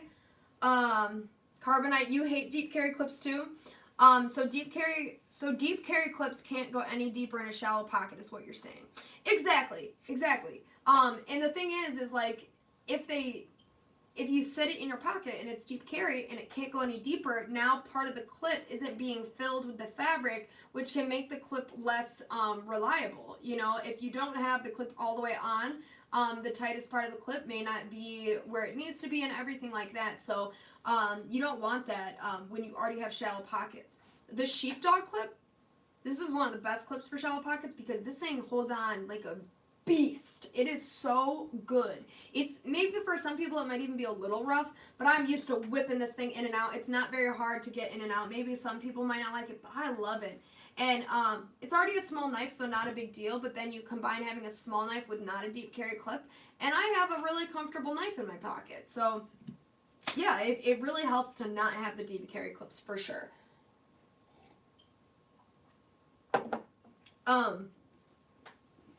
Anyway, I wanted to share this story, and I do believe that I may have shared it maybe before, so I apologize to those of you that heard me say this, but this always blows my mind every time I think about it.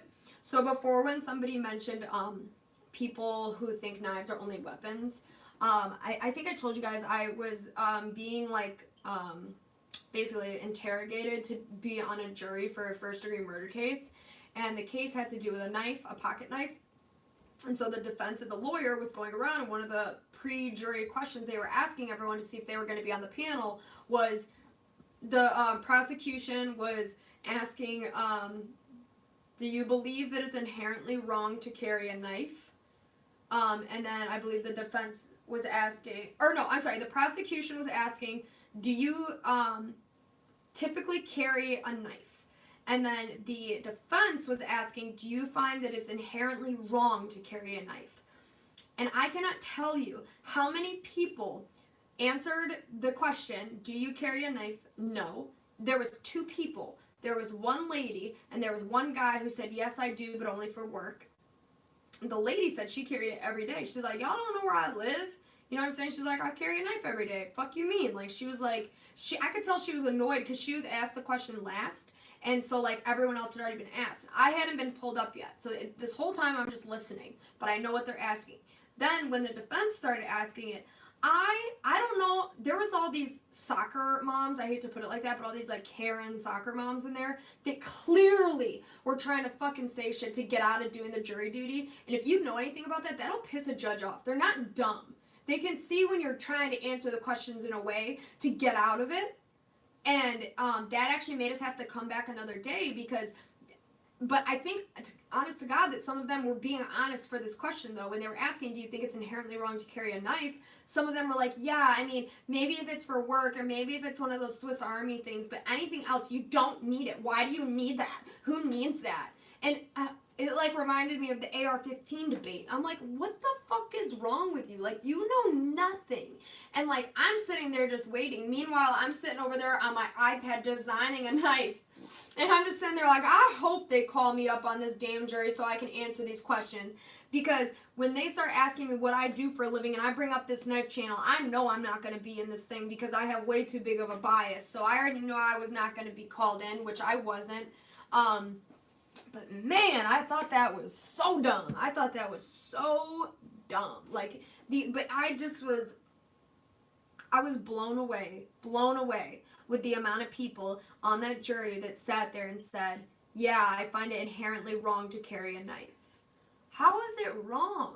I don't understand that. How is it wrong?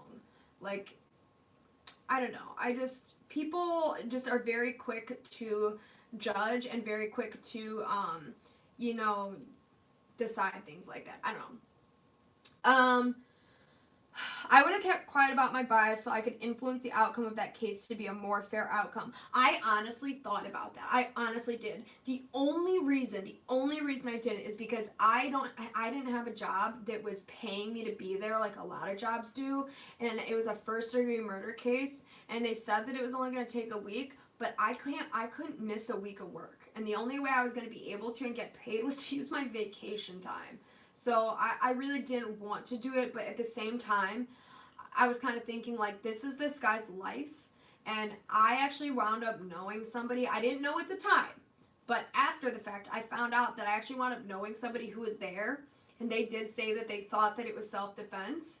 I mean, I think the guy went a little too far. He did wind up, like, killing one person and injuring 3.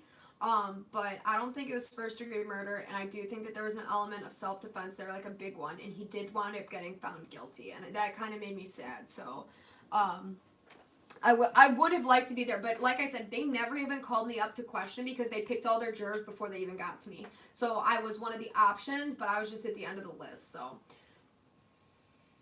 Yeah, that's a good point. People do understand, are afraid of what they don't understand. But yeah, he injured 3 people and killed 1 because this was at a bar. We live in an area close to an area where there is a lot of gang violence and stuff like that. So they were at a bar and it was like last call, and so like everyone was going out in the parking lot and leaving, and like I think earlier in the night the main guy, the defendant, he was like close to someone else's girlfriend or talking to someone else's girlfriend. Or no, I'm sorry. I always say things wrong at first. Somebody like pushed his girlfriend or bumped into her, and he like said something to them. That guy was a Latin king that he said something to, and he went back and got some of the other kings, and they came back for him, and they got a huge brawl in the parking lot. And I think at one point he tried to get into his car, and this is what I heard from the person that was there, that they like pulled him back out of the car, and then he went ahead and went crazy and stabbed him. So like, to me, that's a really wishy-washy situation as far as like anything, but that's not first degree murder. That's not a premeditated intent. I don't even know how they got him on that. Like, I seriously don't. Like, if anything, it should have been second degree murder. But there was something else I was just gonna say though. What was it? I know we were talking about people who are afraid of what they don't know. Oh yeah, that's what I was gonna say. So here's a fact. If you ever get in that situation with somebody, here is what you can say to someone who like talks shit on a pocket knife. Most murders, and this is a fact, most murders, including a knife, are with kitchen knives. Okay? So right there, a kitchen knife is more likely to be involved in a murder or kill someone or injure somebody than a pocket knife is. And some of that might have to do with the fact that kitchen knives are more frequently used, more frequently accessible in most households than pocket knives are. So when you get someone who says that stuff, I mean, that right there kind of settles it. It's like, I'm not trying to hurt anyone. I'm using it as a tool. Like, if you want to go ahead and use a box cutter or whatever, like, that's fine with me if you feel safer with that. But I'm sorry, but most box cutters are shitty and dull, and they get that way quickly, especially if it's like you don't own it and you're using it somewhere. And I've used a box cutter, and that thing was so janky that it slipped and cut me. And, I don't know. Kitchen knives are way more accessible and for murder and all this type of stuff. And I just don't get how somebody is afraid of this weed vapor, but they're not afraid of their, 8-inch butcher knife. Like, it's weird. It's weird. It's very weird. Okay. Killing 1 and injuring 3 with a knife. That guy's... Oh, wait, I already read that. When you're outnumbered and you're trying to walk away and get pulled back in, what are you supposed to do? Get beat into a coma? I think the argument was, like, that he went too far after he didn't have to, sort of thing. I don't know. Those laws are weird. It's weird because it's like you can defend yourself only to a point. Then it becomes murder. So that line and that point is different state by state, and it's really up to the jury to decide like if you went too far. And that's scary. I don't know. That's a scary thought. So knowing a lot of police officers gets me out of jury duty often. Yeah, Russ, I was in there with a guy who just like that. He knew a lot of police officers and stuff, and it got him out of jury duty. And I don't think they would have picked me anyway just because of my history. I don't typically think they like people with any type of like record or anything. Maybe, I don't know. Judged by 12 or carried by 6 situation there. Yeah, absolutely. Yeah, I don't know. Like, again, I didn't get to hear the details. I heard that the case, they did have video, and these people saw the video. So again, what I heard was from somebody that was there, but if there was a clear-cut video and that's what they were basing it off of, then they clearly maybe saw something that I don't know about, or they were lazy assholes who wanted to go home and just agreed to agree. You never know. Yes, Pink Floyd does rocks. Sadly, there are some jurisdictions where it's better to be in the coffin than be in the jail cell. Yeah, I could agree with that for sure. I was made to use a box cutter when I was working at Target. I used a knife when the manager wasn't looking. Yeah, seems logical. The box cutters, both at Starbucks, like actual Starbucks, and then at Target/Starbucks are all awful. They put those horrible safeties on them, which makes you have to hold them in an unnatural way. And they really are just like awful, to be honest with you. And to me, they're dangerous. Like, we used to have this kind where it was like a big old plastic box cutter and it had a plastic shroud over it. And that shroud would only come up when you push down. And it was so awful because it would get in the way of stuff you were trying to cut. So then what you had to do is take your finger and pull the thing back, and people would get cut doing that all the time. And we would pull them up and try to like tape them into place so it would just always be exposed. And it was stupid. I've never had an issue using a knife at Target. Everyone there, including my bosses, Target has a big hierarchy, seems logical, you know. I'm a team leader, then there's executive team leader and the store leader. So executive team leaders and the store leaders, they operate basically on the same plane, and then there's me. But it's a bit different for me because I don't have an executive team leader. Some of the time, it's very weird. So I'm pretty much on my own. No one knows anything about Starbucks in that building, you know. So nobody else manages the store but me. So I've never had an issue because who are they going to tell me? You know what I'm saying? And anyone who they could tell already knows. They know I'm responsible. Everyone over there carries a knife at this point because of me. So obviously, I'm pretty good at getting people into knives because I have 10 or 11 girls right now, and I think that probably 5 or 6 of them carry a knife daily, so that's pretty good.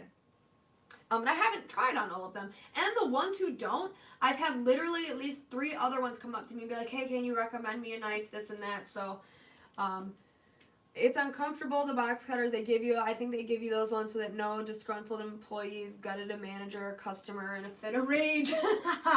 That's funny. Chicago 23, you merchandise at Targets before? Well, are you in the Chicago area? Because your name makes me think so. A dull knife is a dangerous knife. That's absolutely true. And I have had people where I've tried to explain that to them before. They really don't get it at first until you explain it to them. I mean, some people can get it on like an elementary level, but I don't think a lot of people, like, the average person isn't going to understand what happens to an edge or, you know, when it gets dull and how that can make it slip and stuff like that. So, I don't know. Maybe you merchandise my Target before, because I am in the Chicago area. You never know. Dull knives, you need to exert more force to get the blade to cut. And exerting too much force makes it slip. Yeah, that's basically the way I explain it to people. But sometimes people just still don't get it because they're like, well, how can it cut you if it's dull? And it's like, well, it's still a very thin edge. I've been collecting knives since I was a kid. I have over 800 in my collection. Would you guys mind if I send a few for you guys to review? Absolutely. That is fucking insane. 800? Oh my god. Look at Douglas. He's surprised. Oh, that was supposed to be him opening his mouth. It looks weird. Yeah, that looks weird. I'm never going to do that again. Don't worry. But yeah. Oh, okay, so, Game Geek. Oh, do you play video games? I love video games. I'm going to turn this into a game live stream because Jared's not here. Yeah. Anyway, yes, you can send them to us. The email is not in our live descriptions, but any description of a regular video. You can scroll down and find our email. It is jrneeve@gmail.com. And go ahead or you can contact us on Instagram and we can link up and we can absolutely make that happen. That'd be really cool. What kind of video games do you play? I've really gotten into gaming in a bigger way recently since I finally got an actual good system. So now I'm deep in, you guys. Key one fiend, also don't try and catch a falling knife, let it fall. That is one of my biggest problems. I played sports when I was younger and stuff like that. I have really good, like hand-eye coordination and stuff like that. Quick reflexes from all that sports playing and stuff like that. So when something falls, my instinct is to grab it really quick. Thank the Lord Almighty that I have not been horribly cut by doing that, because when a knife falls, I typically try to catch it, but it's in this dumbass way. Let me explain. I have to show you. It's in this dumbass way. Say this is a knife. If it falls, I do this thing. And then I let it fall. So it's like I go for it and then I stop and let it fall, but it's still dangerous. You play Modern Warfare? I haven't played Modern Warfare yet because I felt like since it was like a free thing, I didn't know if it would be any like good. Like, and I know it's just to get you in there, and I'm sure there's tons of shit you can spend money on, but I haven't played, but my boss recommended it to me as well, so maybe I will. I'm still stuck all the way on Black Ops 3, and I haven't even gotten Black Ops 4 yet. I like Treyarch, and I like zombies, so that's the only reason I haven't gotten Modern Warfare. I was a really big zombies player for a while there. I even got Jared into it, so. But yeah. Anyway, whoa. Did I seriously go for 2 hours? I didn't think I was going to make 2 hours. That seems so fast. But yeah, you guys, I am going to, sadly, wrap it up here in a couple minutes, just because I'm going to go to bed. But yeah, let's see. The best Call of Duty was the first one on the Quake 3 engine. Which was the first Call of Duty? What was the name of it? I remember, like, the one with the first zombies on it, but guys, I forgot about my apple and it's all brown. Now I'm upset. Oh my god, that was sour. Holy shit. Anyway, you guys, I am going to wrap it up here. It's almost 10 o'clock. I hope you guys learned a little bit of something on how to get people into knives, or just my opinion on it. Again, I have a lot more to share on that topic. One day I would like to make an organized video with just like a list. But I thought it might be a good on-the-fly topic. I got apple in my teeth. Oh, it's stuck in my teeth. I hate that. Yeah, I was on this whole time Hollywood Tactical. 2 hours. 2 hours. Yep, that's usually what we go, honestly. Most of the times it seems like we run a decent 2 hours, but I see the chat is dwindling down just a touch, and we've gone 2 hours, so I'm going to let you guys go. I appreciate you guys. Anyone that donated, that means so much to me. You have no idea. Yes, don't forget to give it a like. I think this was fun doing it on my own, just something a little bit different. Maybe I'll do this again sometime. Not that it's like better or anything like that, but just different. So maybe I'll do this again sometime. And yes, seems logical. We very greatly would like to do a live tomorrow. I'm sure that it's going to happen. So anyone that is here, yeah, I know. I knew you guys were going to think that if I did a live on my own, that it would purely be just to kill you guys. But I need to do one of those again soon. I need to come up with like a really good sandbox choose your adventure type of thing. So maybe I'll try that for tomorrow. But anyway, we're gonna absolutely do the live. Pay attention to Instagram. Pay attention to like those posts on YouTube. We'll try to get like a time out there to you guys as soon as we can. And I think you're great, Solo, because Jared will stop interrupting you. Yeah, we have a bad problem with interrupting each other, and we try so hard not to, but, you know, like I said, this is more his passion than mine. I mean, again, I know a lot about it. You guys can see that, and I love it, but it's his thing primarily, just like I have my things. So when he gets going on something, I try hard not to interrupt him, but that is why tonight was kind of fun, because I did get to share some of the things that I usually don't, just because when you have two people, you have two brains, two thoughts. We both have things planned for the lives, and it goes a lot of directions. So I don't usually get to just like sit there and talk and talk and talk. So, yeah, I know I didn't kill you guys. I didn't do anything crazy. I actually sat here and talked about knives like the whole time. But I think it would be fun. And I know I just said I'm going to go, but let me say this before I do. I think that it would be fun, though, to come up with, because you guys get the knife content from us out of the regular videos all the time, and we still talk about knives in the live. And as I've always said, my goal in the lives is not to do knife content, but to do content that knife people would enjoy. You know, really stuff anyone could enjoy. It's a good way to get people into the channel, like if they just stumble into the video. If somebody new comes on and we're just like, oh, well, you know, the lock rock on this one is doing this, and this has the strong detent, and they're going to hear all these words and be like, what the fuck, and then just leave. So it's cool to get people into things, you know, by making it a good place where everyone can do things, especially like when I have some of the people that are new into knives, that like I've gotten into knives on here and stuff. Even when we did like the Pictionary, the knife Pictionary, they're not going to be able to really get into that because they're not going to fucking know. So, you know, that stuff is fun, and I love doing that, and I want to bring back knife Pictionary. That was great. But I like doing a little bit of both. So, I really do think that, yeah, the burner phones, that was good. Okay, here's the thing with the burner phones, though, seems logical. I don't want to do the phones again. I want to try to figure out whatever app or whatever the hell, like, Knife Junkie does and actually bring people on video if they want, or they can choose the phone. But I'd like to be able to have the option of, like, actually having them on the screen, because I feel like that would be just a better watching experience for you guys. And yeah, Knife Pictionary was really, really fun. I think that was an awesome idea, so I want to do that again as well. Anyway, I got a lot of ideas. Thank you, Carrie. We appreciate your time and advice. We love your channel. Keep up the great work. Thank you so much. I'm really happy that I kept some numbers, like kept you guys in the chat this whole time, so I didn't know if that would happen. And yes, they got to see your ugly face and hear your high-pitched voice.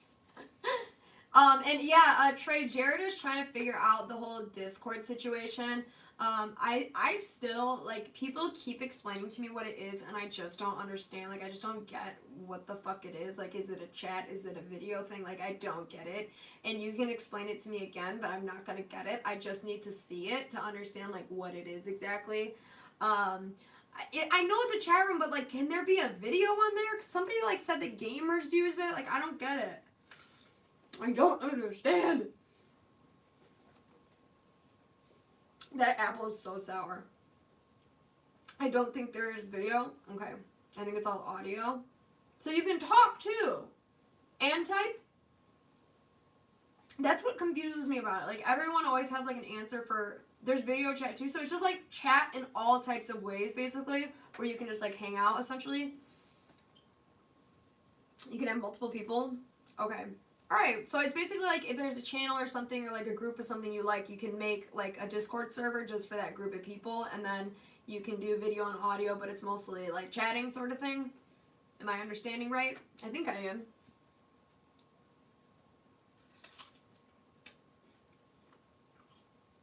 I've heard that there's video chat too, because I thought that I heard that some people were like streaming games.